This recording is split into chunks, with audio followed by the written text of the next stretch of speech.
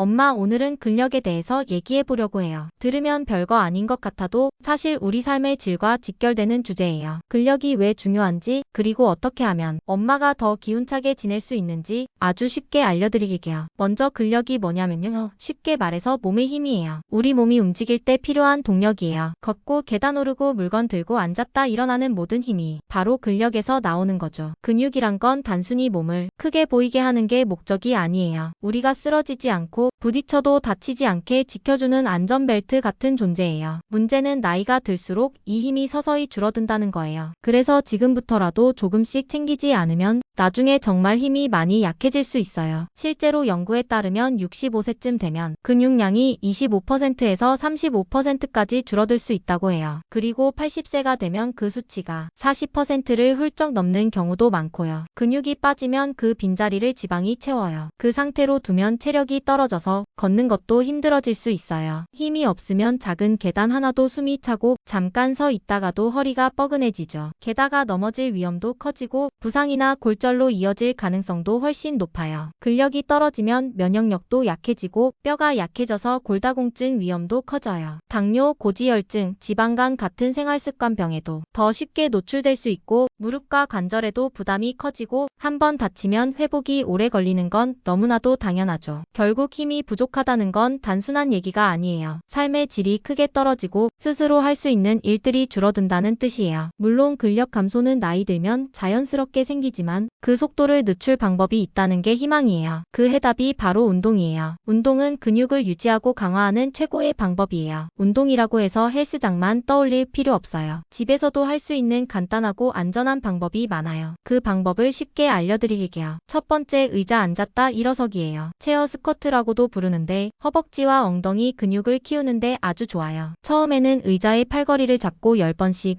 하루 2에서 3세트 해보세요. 익숙해지면 손을 안 짚고 해보는 것도 좋아요. 두 번째, 걷기 변형 운동이에요. 그냥 걷는 것보다 변화를 주면 근력과 균형 감각을 함께 키울 수 있어요. 예를 들어 옆으로 걷기, 발끝으로 걷기, 뒤꿈치로 걷기, 그리고 10걸음마다 의자에 앉았다 일어나기를 넣는 거예요. 이렇게 하면 걷기 하나로 하체 균형, 심폐기능까지 골고루 자극할 수 있어요. 세 번째, 수중 운동이나 수영이에요. 물의 저항 덕분에 운동 효과는 크고 관절 부담은 훨씬 적어요. 운동은 일주일에 2~3번이 이상적이에요. 주요 근육인 허벅지, 엉덩이, 팔을 골고루 써주세요. 한 세트는 8에서 12회 정도, 조금 힘들다 느껴지는 강도가 적당해요. 세트 사이에는 2~3분 쉬어주세요. 같은 부위는 하루 쉬고 다시 운동하는 게 좋아요. 근육을 지키려면 3가지가 중요해요. 운동, 단백질, 그리고 회복이에요. 근력 강화에 특히 좋은 음식들도 있어요. 닭가슴살, 두부, 콩류, 연어, 달걀, 그릭 요거트, 치즈 같은 것들이죠. 매 끼니마다 조금씩